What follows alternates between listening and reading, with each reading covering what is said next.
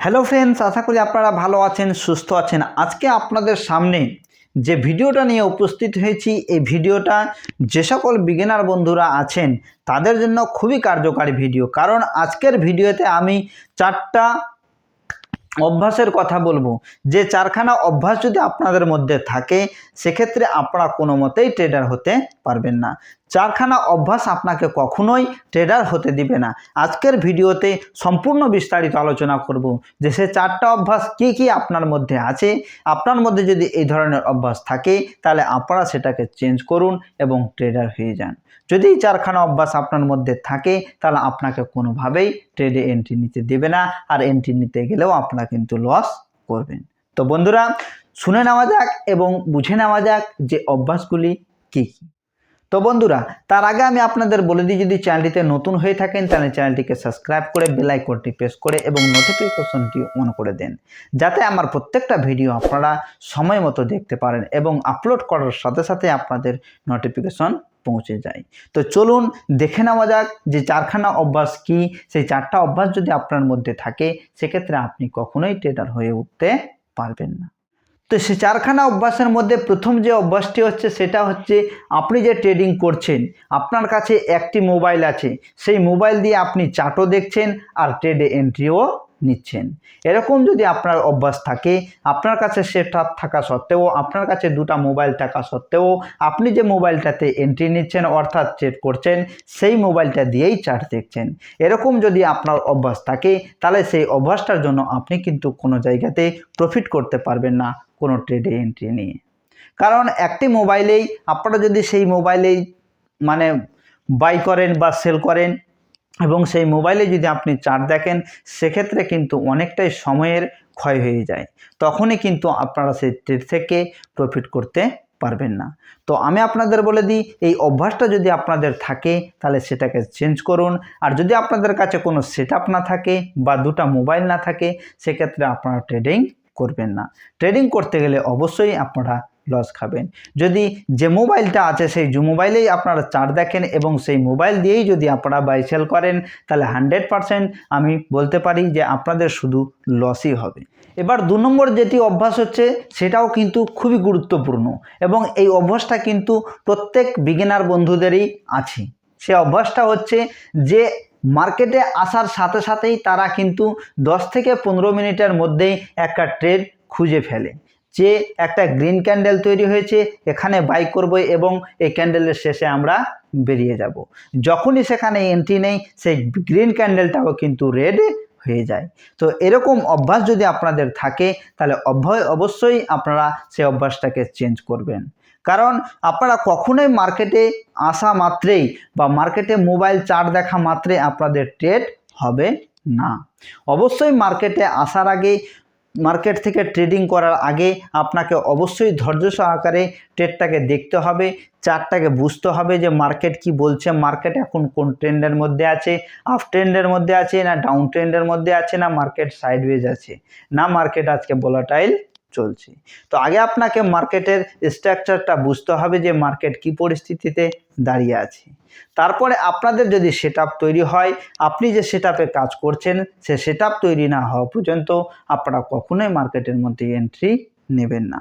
এই অভ্যাসটা যদি আপনাদের থাকে যে মার্কেটের মধ্যে আসা মাত্রেই আপনারা একটা ভালো গ্রিন ক্যান্ডেল দেখতে পেলেন এবং সেই গ্রিন ক্যান্ডেল দেখেই আপনারা এন্ট্রি নিয়ে নিলেন, বা মার্কেটে আসা মাত্রেই কোনো রেড ক্যান্ডেল দেখতে পেলেন সেখানে সেলিং করে দিলেন, সেক্ষেত্রে আমি আপনাদের বলতে পারি যে এরকম অভ্যাসের জন্যও কিন্তু আপনারা মার্কেট থেকে প্রফিট করতে পারবেন না, এমনকি লস করে সেখান থেকে বেরিয়ে যাবেন। যদি এই ধরনের কোনো অভ্যাস আপনাদের থাকে তাহলে সেটাকে চেঞ্জ করুন, তারপরেই আপনারা মার্কেট থেকে প্রফিট করতে পারবেন। এবং 3 নম্বর যে অভ্যাসটি রয়েছে সেটাও কিন্তু খুবই গুরুত্বপূর্ণ এবং এই জিনিসটা কিন্তু প্রত্যেক বিগিনার বন্ধুদের ক্ষেত্রে হয়ে থাকে। সেই অভ্যাসটা হচ্ছে রিস্ক অ্যান্ড রিওয়ার্ড। রিস্ক রিওয়ার্ডকে তারা কখনোই মেনটেন করে না। রিস্ক রিওয়ার্ডকে যদি আপনারা মেনটেন করতে না পারেন সেক্ষেত্রে আপনারা কোনো দিনই কোনোভাবেই, আপনারা যদি বছরকে বছরও ট্রেড করেন সেক্ষেত্রে আপনারা কখনোই একজন সাকসেসফুল ট্রেডার হয়ে উঠতে পারবেন না। আর এই অভ্যাসটার জন্যই আপনারা কিন্তু মার্কেট থেকে লস করে বেরিয়ে যান। তো বিগিনার বন্ধুদের জন্য এই 3 নম্বর যে অভ্যাসটা রয়েছে সেটা কিন্তু খুবই গুরুত্বপূর্ণ এবং খুবই মানুষ অর্থাৎ নতুন নতুন বিগিনাররা এটা কিন্তু প্রয়োগ করে থাকে। যখন মার্কেটের মধ্যে কোনো ট্রেডে এন্ট্রি নেয়, এন্ট্রি নেওয়ার পরে পরে যদি তার মানে লস থাকে 10 টাকা এবং প্রফিট থাকে 20 টাকা, সেক্ষেত্রে 5 টাকা বা 7 টাকা প্রফিট নিয়েই কিন্তু মার্কেট থেকে বেরিয়ে যায়।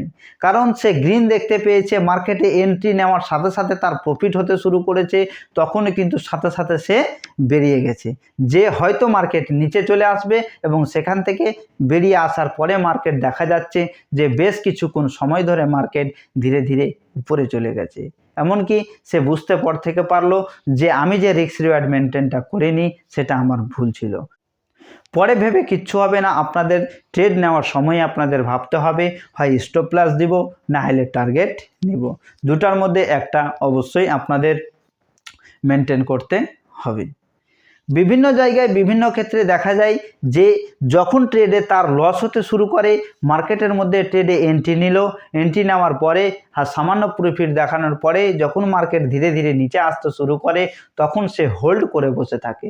কোনো রকমের স্টপ লস না লাগিয়েই ধীরে ধীরে মার্কেট যখন নিচে আসতে থাকে তার যে লসটা সেটা বাড়তে থাকে এবং সে মাইন্ডসেটে ভাবে যে হয়তো মার্কেট এখান থেকে উপরে চলে যাবে, কিন্তু মার্কেট যখন নিচে আসতে শুরু করেছে তো নিচেই থাকবে এবং সেখান থেকেই তার কিন্তু প্রফিটটা চলে গেল। এমনকি যে লসটা তার যে স্টপ লস না লাগানোর কারণে সে লসটা যে ধীরে ধীরে বাড়তে থাকলো এবং তার মধ্যে একটা পেশেন্ট হারিয়ে গেল যে হয়তো মার্কেট উপরে যাবে, এই কথাটা ভাবতে ভাবতে কিন্তু তার অনেক টাকা লস হয়ে যায়। এই অভ্যাসটাও কিন্তু মানুষের মধ্যে প্রচুর পরিমাণে দেখতে পাওয়া যায়। প্রফিট হতে গেলে অল্প প্রফিট নিয়ে বেরিয়ে যাবে, লস যদি হতে যায় সেক্ষেত্রে অনেকটাই লস করে বসে থাকে। তো অবশ্যই মার্কেটের মধ্যে যদি আপনারা সাকসেসফুল ট্রেডার হতে চান ও মার্কেট থেকে প্রফিট করতে চান সেক্ষেত্রে রিস্ক অ্যান্ড রিওয়ার্ড মেনটেন অবশ্যই করতে হবে। যদি আপনার স্টপ লস 5 টাকা থাকে তাহলে আপনার প্রফিট যাতে 10 টাকা হয়। 5 টাকা স্টপ লস দিয়ে দেবো ঠিক আছে, 10 টাকা প্রফিট না হওয়া পর্যন্ত আপনারা সেখান থেকে কোনোভাবেই এক্সিট হবেন না। তো এই ধরনের অভ্যাস যদি আপনাদের থাকে তাহলে এখনই সেই অভ্যাসটাকে আপনারা চেঞ্জ করুন আর মার্কেট থেকে প্রফিট করতে শুরু করুন। তো এই 4 নম্বর অভ্যাসটি যদি আপনাদের মধ্যে থাকে সেই অভ্যাসটা অবশ্যই আপনাদের চেঞ্জ করতে হবে।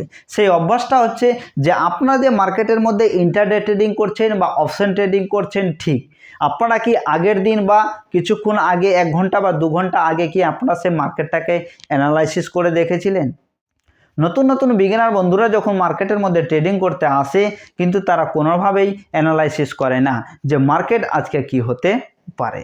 তো প্রথমেতে ভুল করে থাকে যে তারা মার্কেটে আসার আগে কোনো প্রকারের অ্যানালাইসিস না করেই মার্কেটে আসে এবং মার্কেটকে দেখা মাত্রেই যে বুলিশ ক্যান্ডেল বা বেয়ারিশ ক্যান্ডেল তৈরি হওয়া মাত্রেই তারা এন্ট্রি নিয়ে ফেলে।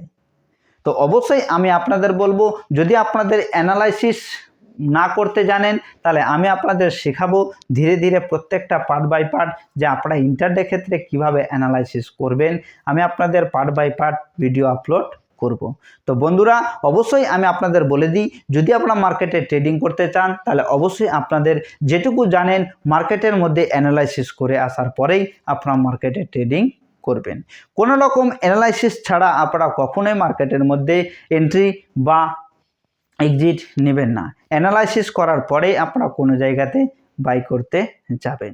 যদি অ্যানালাইসিস করে না আসেন সেক্ষেত্রে আপনারা অবশ্যই মার্কেটের মধ্যে লস দিয়েই যাবেন।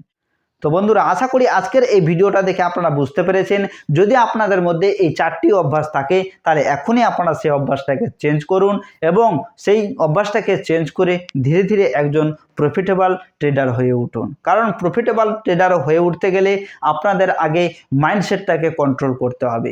যতক্ষণ পর্যন্ত আপনার সাইকোলজি ঠিক হবে না, যতক্ষণ পর্যন্ত আপনার মাইন্ডসেট ঠিক হবে না, ততদিন পর্যন্ত আপনারা কিন্তু মার্কেট থেকে প্রফিট করতে পারবেন না। তো বন্ধুরা আজকের মতো ভিডিও এখানেই ছিল, পরবর্তী ভিডিওতে আবার দেখা হবে নতুন একটা ভিডিও নিয়ে। ততক্ষণের জন্য আপনারা ভালো থাকুন, সুস্থ থাকুন। থ্যাংক ইউ, ধন্যবাদ।